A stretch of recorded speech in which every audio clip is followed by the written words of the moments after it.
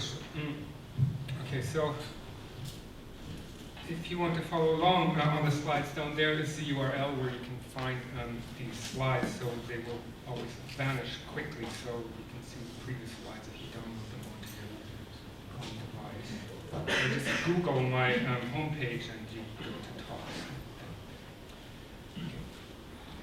So, an overview of what I'm going to talk about. So, I'm mostly interested in Donaldson-Thomas theory. So those are counting invariants of sheaves and Calabi-Yau threefolds.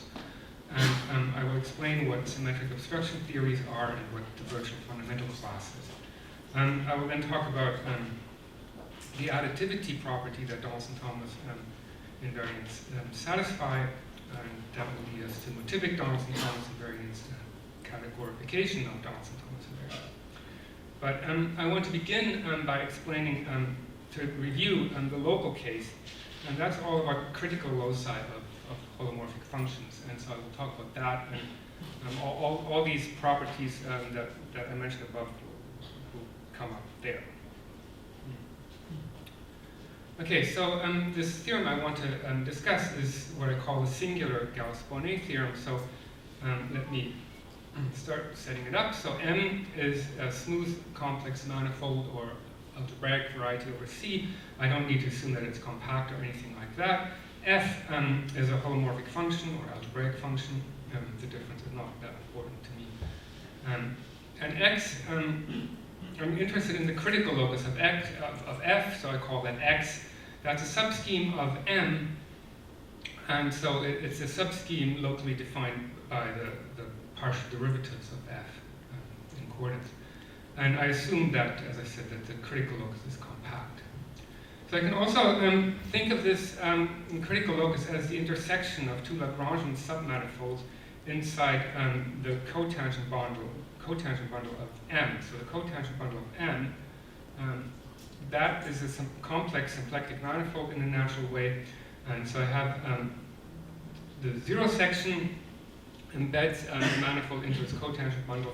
And then I have the one form df. I just simply apply the exterior derivative to f. That's another section of the cotangent bundle. And if I look at the intersection of these two submanifolds of complementary dimension, I get X, so the scheme-theoretic intersection. And there's some pictures, so where one of the sections is red, the other green.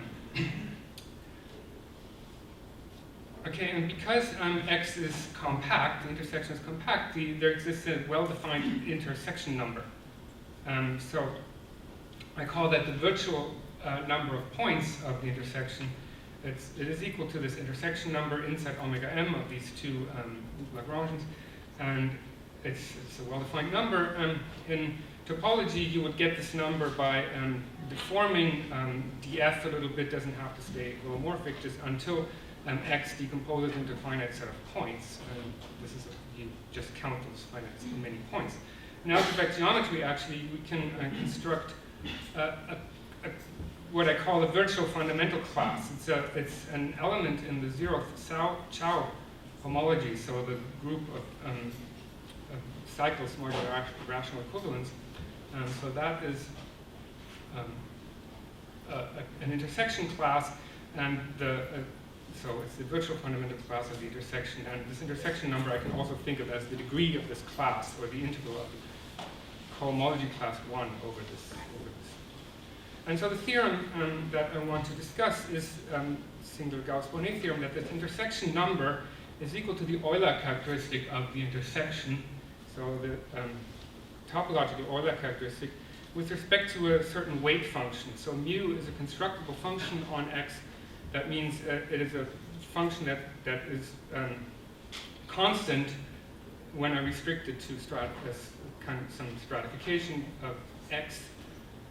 So it becomes constant on the strata, and then this weighted Euler characteristic is computed by chopping up X into its strata and computing all the Euler characteristics, multiplying all those numbers by the corresponding value of mu and adding everything up. That's the weighted Euler characteristic. Okay, so what is this function mu? So that is defined in terms of the Milnor fiber. So up here is just sort of the review of the theorem that I just mentioned. So the Milnor fiber of f at the point P. So it is the intersection of a nearby fiber with a small ball around P. So let's look at this picture here. So M, that big square, the square there represents the manifold M. F maps down to the complex numbers. And the point P maps down to 0. That's the way I've chosen it.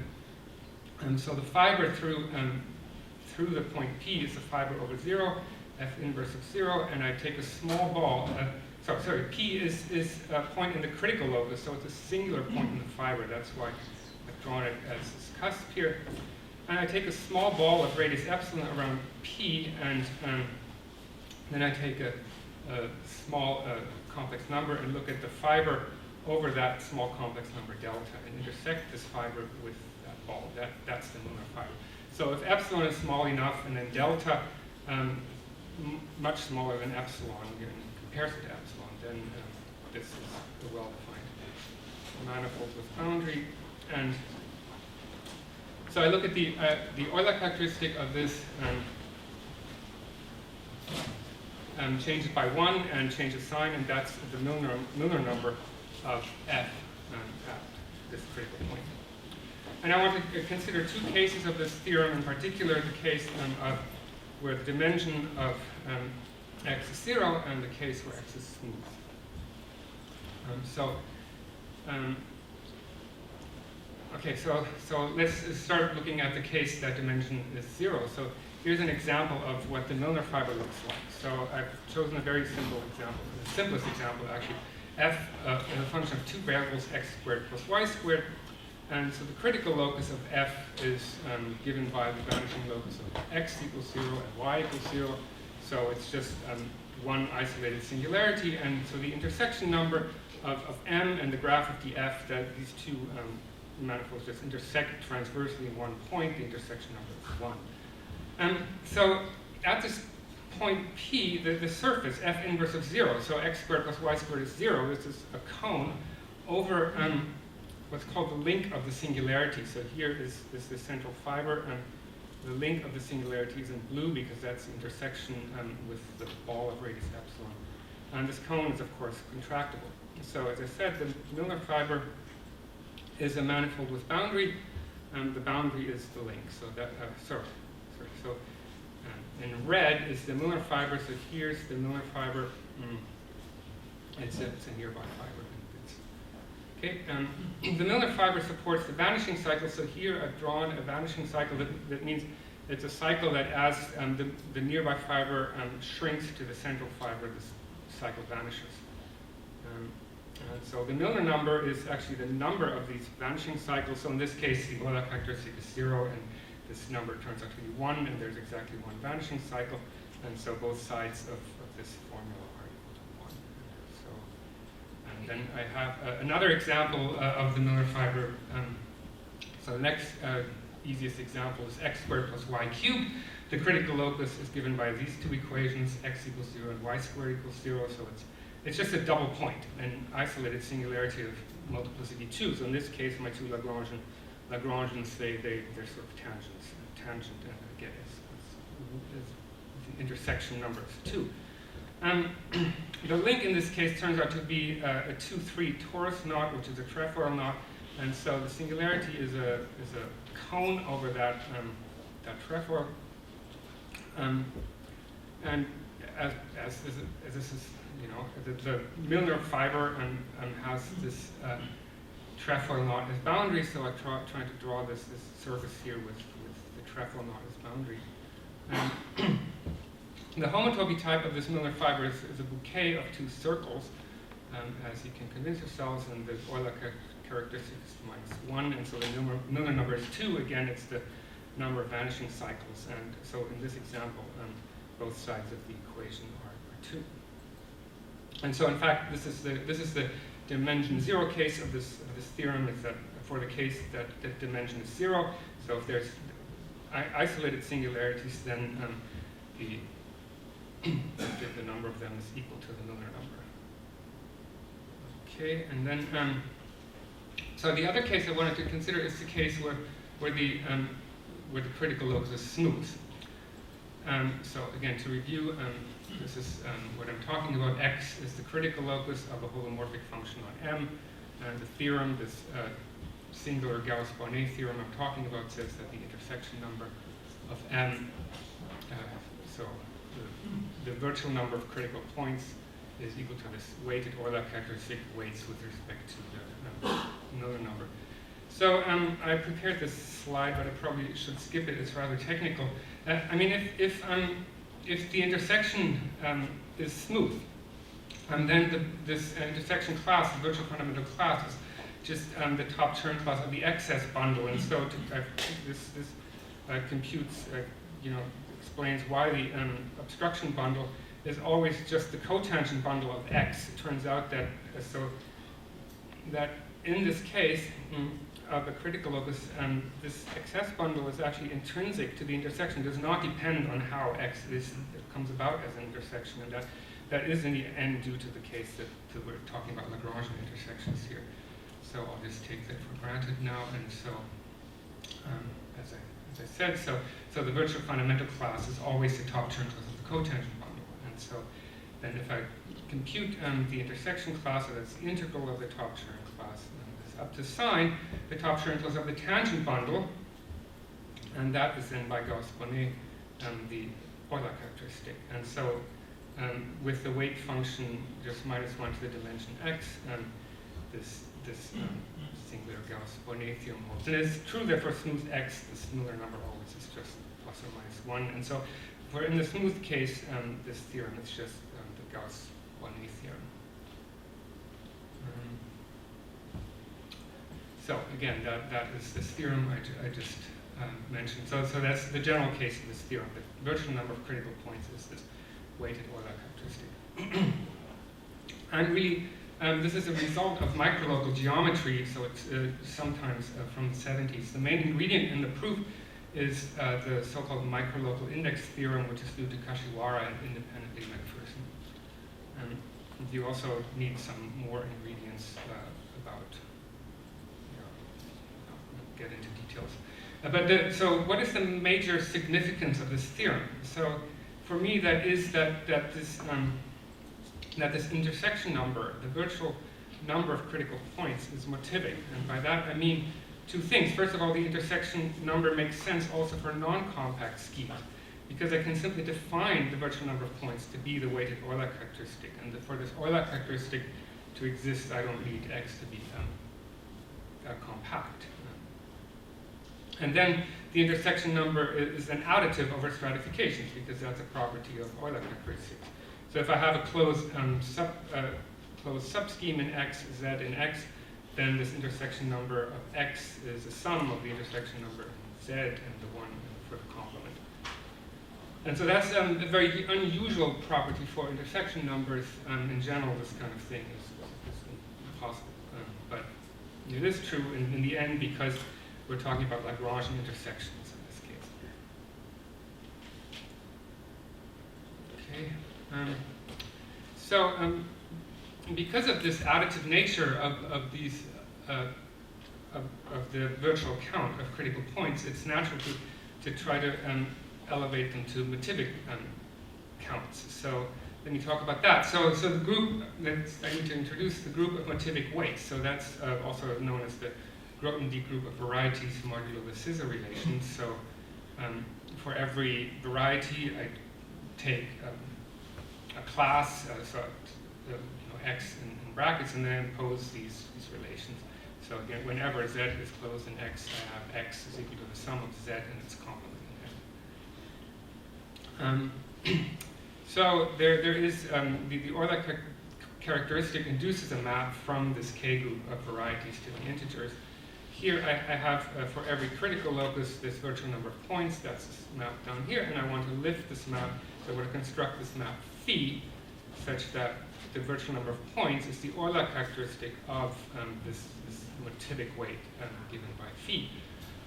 And so this lift exists, and it's essentially given by this formula here. The essential ingredient is the motivic vanishing cycles of Denef and Luzer, which they constructed around 2000.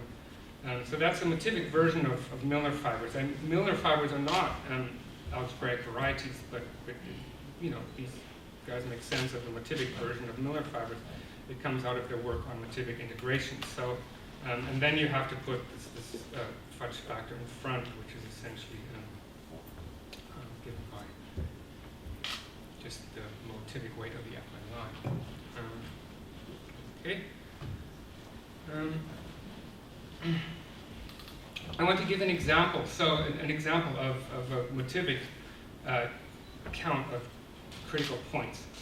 And so this example is the Hilbert scheme of n points on affine 3 space, so on C3.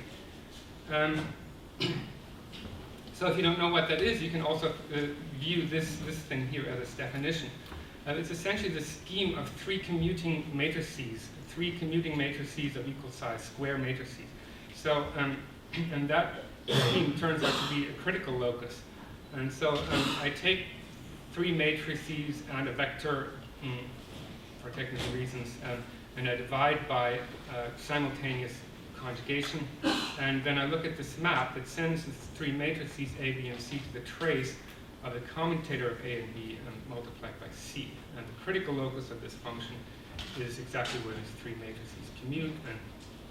And then, so you can compute the motivic vanishing cycles of this map. And for every n, you get one of these motivic weights, and then you put them all in the generating series as n goes from 0 to infinity, and then you get this nice product expansion, which is given here. Again, Q is the affine line, and so of course you can compute the Euler characteristic of this, and and that corresponds to taking the specialization Q to the 1/2 goes to -1, so that will send Q to 1, so the affine line will go to 1. Sure. And then it's the specialization you get is this formula here. So that's the generating series just for the virtual count of critical points of this function up here. And it has this simplified product formula. And this is up to signs, actually the generating function of three-dimensional partitions. So if I look at the generating function of 3D partitions, I get the exact same thing, except for with some sign changes. So here is a picture of a 3D partition of the integer 10. So that's what 3D partitions look like. Okay. Is there any way to make those correspond somehow to derivative basis initial ideals or something else that it looks like? Yeah. Well, in the end, these are monomial ideals. What this comes down to, because the way you do this is by exploiting C-star actions, and then the fixed points just correspond to monomial ideals. Okay.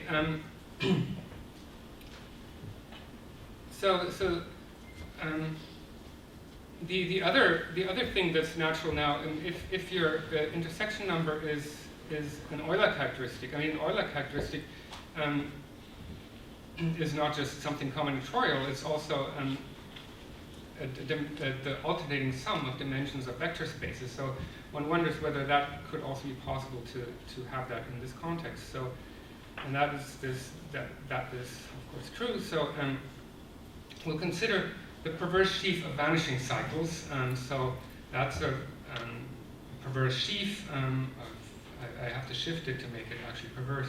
And this perverse sheaf globalizes the reduced cohomology of the Milnor fiber. So for every point in X, I have a Milnor fiber, and I can take its reduced cohomology, so just get rid of the trivial sum in degree 0. That's reduced cohomology. And these, as P varies over X, these fit together in a perverse sheaf, and that's this perverse sheaf of vanishing cycles. And so there is a theorem that the alternating sum of the dimensions of the critical locus with values in this perverse sheaf is also the weighted Euler characteristic. So we can say that this perverse sheaf of vanishing cycles categorifies the virtual count.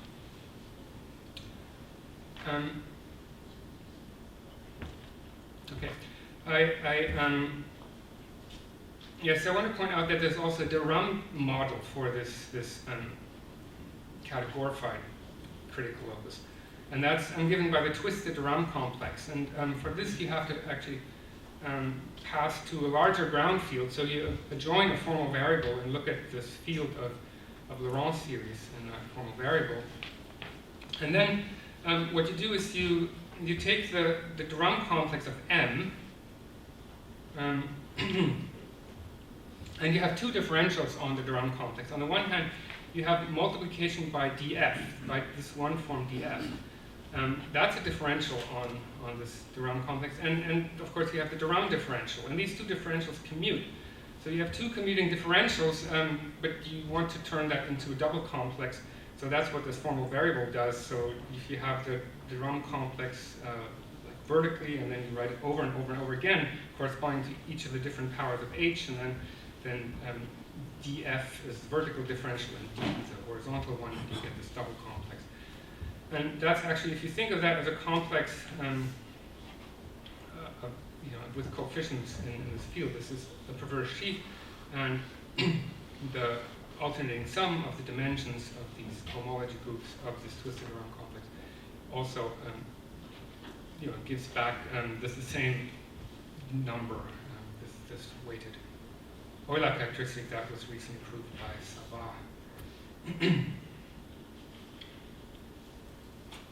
Okay, so that's what I wanted to say about critical loci. So for critical loci, I have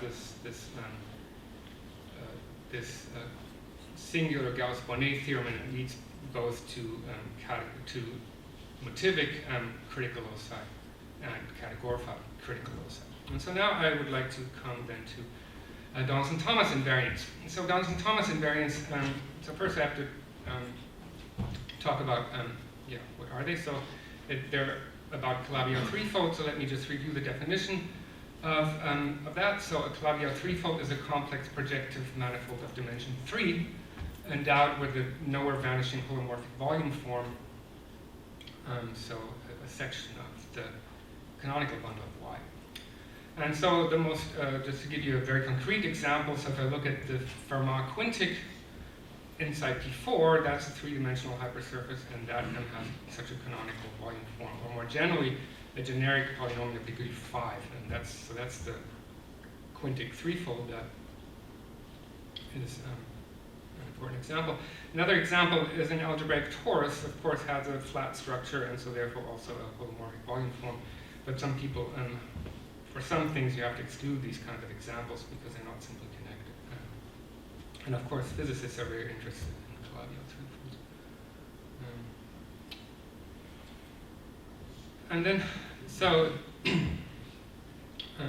we talk about moduli spaces of sheaves on Calabi-Yau threefold. So Y again is my Calabi-Yau threefold, and I will fix some numerical invariance and a stability condition that will give rise to a moduli space of stable sheaves. There's also generalizations to derived category objects, but I will just talk about sheaves here. So this is a moduli space of sheaves on Y. So for example, you could fix a positive integer, and then the Hilbert scheme of n points on Y is an example of such a moduli space. And so that means a point of this moduli space E is an X if and only if E is the ideal sheaf of sub-scheme given by n points on Y. And of course, these points can degenerate in certain ways. I mean, what really is the ideal sheaf of a length n sub-scheme of Y. So you can also look at Hilbert schemes of one-dimensional sub-schemes in Y. So then you should fix two numerical invariants, and you consider this moduli space of degenerate curves of, say, genus 1 minus n in degree d and Y. So in this case, E is an X if and only if E is an ideal sheaf of a one-dimensional subscheme. And so these were studied by Maulik, Nekrasov, Okonkov, and Pandaripanda in their famous work that explained that Donaldson-Thomas theory is very relevant and important for curve counting on the Calabi-Yau threefolds. There's another example. I can fix an positive integer and some Chern classes and look at the modular space of stable sheaves of rank R with these fixed Chern classes. And so this modular space X, it can be a finite set of points that happens. So for example, if Y is a quintic threefold in D4, I can look at the modular space of lines on Y, and then I have 2,875 such lines, so the modular space consists of that many discrete points. I can also say that for conics, the modular space of conics in Y consists of 609,250 discrete points. And the slogan is that if the world were without obstructions, all instances of such modular space always would be just a finite set of points. Just like in, if for the critical set, if there were never all the intersections were always transverse, critical loci would always just be finite sets of points. So the goal of Donaldson-Thomas theory is to count the number of points, and so that such a modular space has. So the bad news is that X is almost never zero-dimensional, and it's almost always very singular. But the good news is that quite often these modular spaces are compact. So there's always the case for the Hilbert scheme of endpoints and for these I and Ds, and sometimes for stable sheaves of higher rank, depending on what the Chern classes are.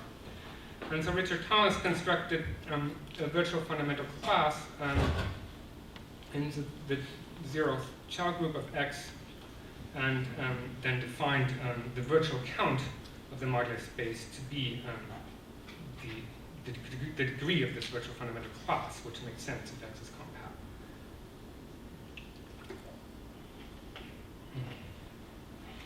And you can actually show, using some rather standard techniques of Kuranishi theory, that such a modular space is locally, at least in the analytic topology, locally the critical locus of a holomorphic function. For suitable holomorphic functions, you can get these by getting a Chern-Simons function and restrict the Chern-Simons function to local Kuranishi slices if you know the theory that's what's going on. So these modular spaces, they are really just a global case of these critical loci I've been talking about before. And so locally, I have these virtual fundamental classes from intersection theory, and what you have to do here, you have to globalize this virtual fundamental class, and that's not quite straightforward because you can't just glue such homology classes. Okay, so let me then say a few words about the virtual fundamental class in general, and the point of view, really where it comes from. That in some sense, the virtual fundamental class is actually something that comes out of derived geometry. So I will say that there's a more fundamental geometrical object than this classical modular space named the derived modular scheme. So there's the classical X, and then there's the derived X, and the classical X is contained in the derived X. Such a morphism induces a morphism on tangent complexes. So here's the tangent complex of the scheme X. So that's just the derived dual of the cotangent complex. And the derived scheme has a tangent complex which I can pull back to the classical scheme, and I have this morphism. That's a morphism in the derived category of OX modules. And this morphism is actually what is called an obstruction theory for X. You can define obstruction theories without derived geometry, but this is really where these obstruction theories come from. I want to say that all derived schemes come with an amplitude of smoothness, and that means that the amplitude of such a derived scheme is less than or equal to n if and only if its tangent complex is perfect of amplitude in the interval from 0 to n. So that's my notation for the perfect complexes in the interval from 0 to n. That means that this derived category object is isomorphic to a complex of vector bundles from degree 0 to degree n. And so, for example, classical smooth schemes are derived schemes, can be thought of as derived schemes of amplitude 0. And it's that derived schemes of amplitude less than or equal to 1, those are the ones that have the virtual fundamental class. And they're in the Chow homology of this degree. And this is just quickly the definition. So this is the way they can be got. So V is the vector bundle stack associated to the obstruction theory. So if the obstruction theory is given by homomorphism of vector bundles, V0 to V1, then this V is the stack quotient of V1 divided by V0. V0 acts on V1 via this homomorphism, and I can pass the stack quotient, so that's a vector bundle stack.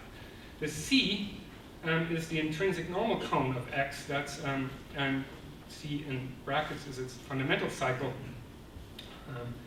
And this intrinsic normal cone is actually the constructed out of normal cones in this way.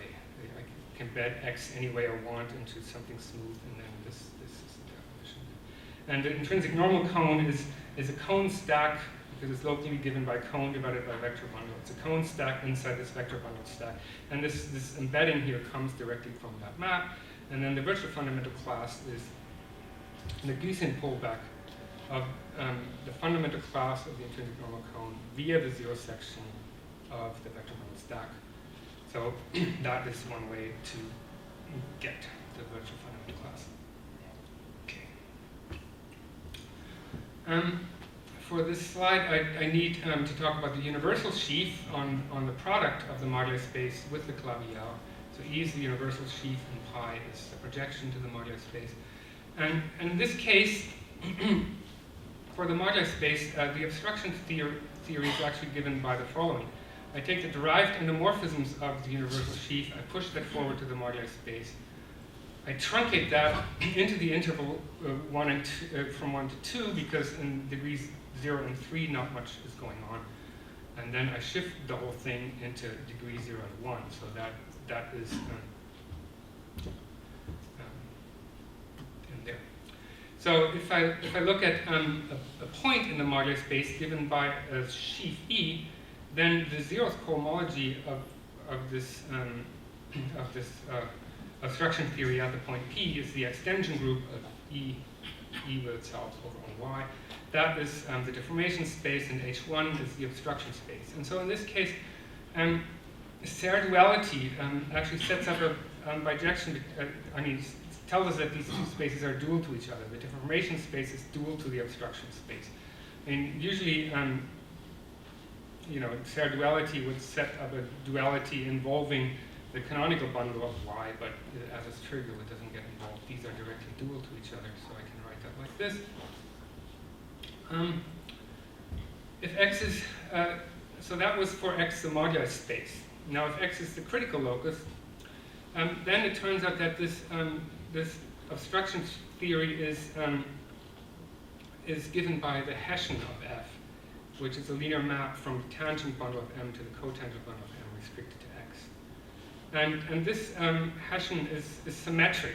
I mean, it's a matrix of partial derivatives. It's symmetric. So if I take this Hessian and then I dualize it, I get the same thing back.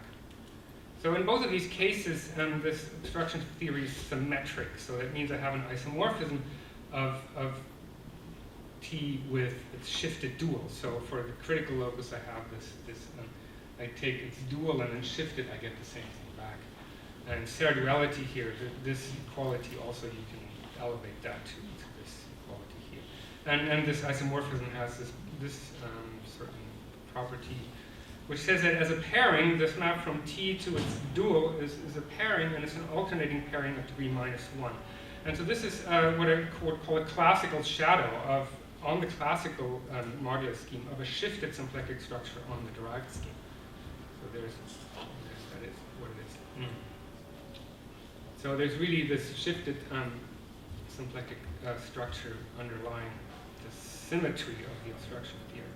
And there's actually, I want to point out the shifted Darboux theorem that says that every -1 shifted symplectic structure is locally a derived critical locus. So that's like a derived, you can get out of that a derived version of this thing I was talking about. You get from Kuranishi theory that every one of these moduli spaces is locally a critical locus. Now also the derived moduli space is locally a derived critical locus. Okay. And that was two abstract slides. So now I want to talk about the global version and generalization of the singular Gauss-Bonnet theorem that I talked about at the beginning.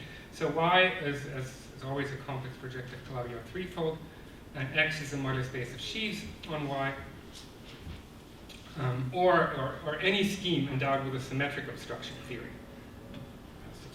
Let's explain. So then, suppose that X is compact, then the Donaldson-Thomas virtual count, so the integral of the virtual fundamental class over 1, is again a weighted Euler characteristic.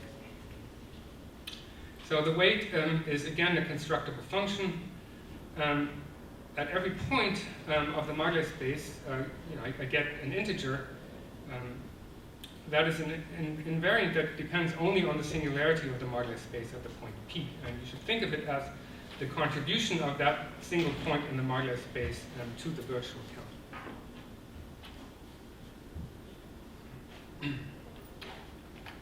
And if there exists a holomorphic function on a smooth scheme such that near the point P the modular space is a critical locus, then this function nu is the same as the function mu. So then nu is just the Miller number. So this is the global version of this previous theorem. But just one word about the construction of this function nu. So nu is the local Euler obstruction of the image of the fundamental class of the intrinsic normal cone X. So that is all I want to say about that. That makes sense to you. That's the definition. And the proof of this theorem, well, this is not really a two-line proof, but it works by globally embedding my modular space scheme into a smooth ambient scheme. And then to get a handle on the virtual fundamental class, we'll be performing a deformation to the normal cone locally inside this cotangent bundle of M. And the thing you need is that you get a Lagrangian cone, and then things get very rigid if you're talking about Lagrangian intersections. And again, it reduced to the microlocal index theorem, so Kashiwara or McPherson's theorem. Okay, so that means by this theorem, Donaldson-Thomas invariants are additive. So now Donaldson-Thomas invariants exist if the modular space is not compact, just by defining them to be the weighted Euler characteristic, and they are additive over stratification. And so as an example, the global version, remember this formula I mentioned before, the generating function for the virtual count of this number of critical points of 3 commuting matrices at this formula. So now for an actual global Calabi-Yau threefold compact, the virtual count of the Hilbert scheme, the generating function is this. So it's the exact same formula as before, except for it's been exponentiated to the Euler characteristic of Y. And so that's the simplest non-trivial computation of Donaldson-Thomas invariants that you can perform using the additive nature of these invariants. So there's 3 different proofs, and so there's other techniques too, but this is certainly useful, and it leads to a very simple proof of this formula. And I expect that you will hear much more in Toda's talk about these kinds of calculations of Donaldson-Thomas invariants.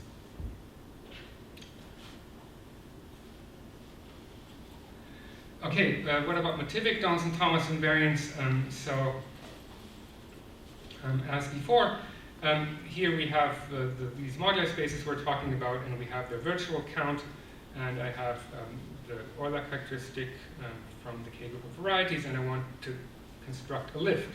So for every one of these modular spaces, a motivic weight.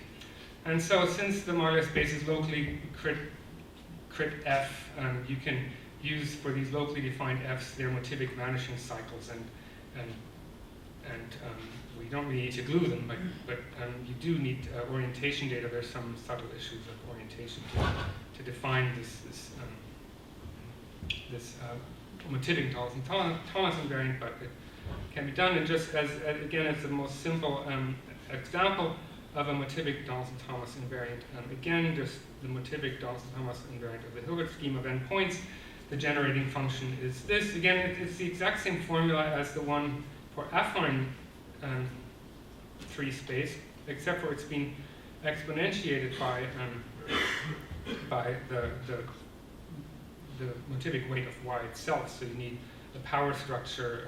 This uses the power structure on this k bar, which allows you to take powers by certain motivic weight. I mean, certain power series you can take powers of. And there's I should mention, elaborate theory of motivic Dawson-Thomas invariants through the Kontsevich and Seoul. Categorification, so by gluing a perverse sheaf. So Kim Lee and independently Joyce and his collaborators, approximately last year, have constructed a perverse sheaf phi on the modular space X, such that the virtual number of critical points, this weighted Euler characteristic, is alternating sum of the dimensions of X with values in phi, and this is done by gluing these locally defined perverse sheaves of vanishing cycles for the locally existing Chern-Simons potentials. Because perverse sheaves glue just like sheaves, this can be done. Again, there's subtle issues of orientation that you have to keep track of, but that has been achieved. I also want to talk about the categorification via quantization. So I want to globalize the drum categorification that I talked about to modular spaces. For that, I really expect to need derived geometry, not just its classical shadows, such as this tangent complex restricted to the classical scheme. I mean, for all this other DT theory I've talked about, you don't really need derived geometry. And I expect that we'll hear more about this in Towen's talk. And so I want to just talk about the local case, go back to just the critical locus of a holomorphic function. And I'll talk about the derived critical locus. So let's consider A. This is the graded algebra of polyvector fields. So in degree -I, we have the ith exterior power of the tangent bundle. That's a graded algebra. df, this one from df, defines a derivation from ai to ai plus 1, just by contraction with df. And that's a differential. And so you actually get a differential graded scheme, a scheme with a sheaf of graded algebras and a differential on it. And this is one model for the derived scheme X. So this is really, what a derived scheme actually can look like. I mean, derived geometry has many incarnations. This is just one of them, the simplest one. And so, as I said, X has a -1 shifted symplectic structure on it, of which this Hessian of F is the classical shadow. We've already talked about that. This algebra A has the Lie-Scouting algebra on it. So on tangent vectors, I have the Lie bracket, and that extends to polyvector field.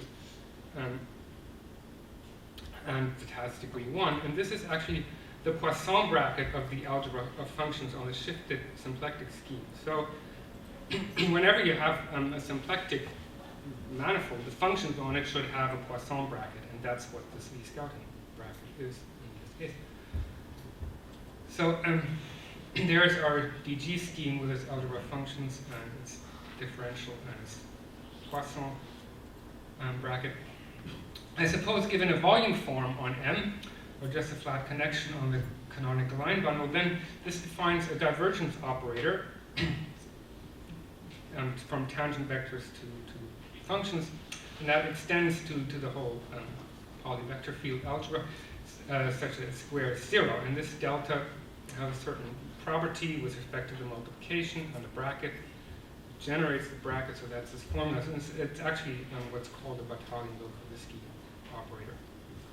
And then I claim that this algebra of functions on the derived scheme, once I add in a formal parameter and use the differential q plus h bar delta, I again categorify the virtual count. And that is just because if I can use a volume form to turn polyvectors into differential forms, and then this algebra just turns into a twisted around complex.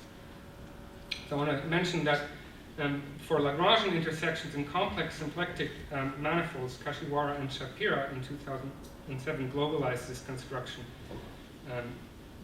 So using those categorifying Lagrangian intersection numbers, using techniques from deformation quantization. So that is more global than just the critical locus. That's all I have to say. Thanks.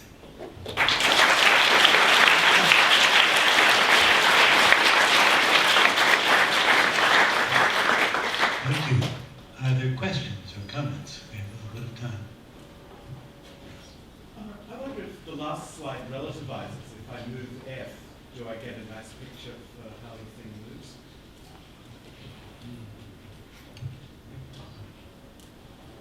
I'm not sure. That's not an easy question. Other questions? Okay, thank you again. In 15 minutes, we'll have Mark Gross and Beth Ziereth.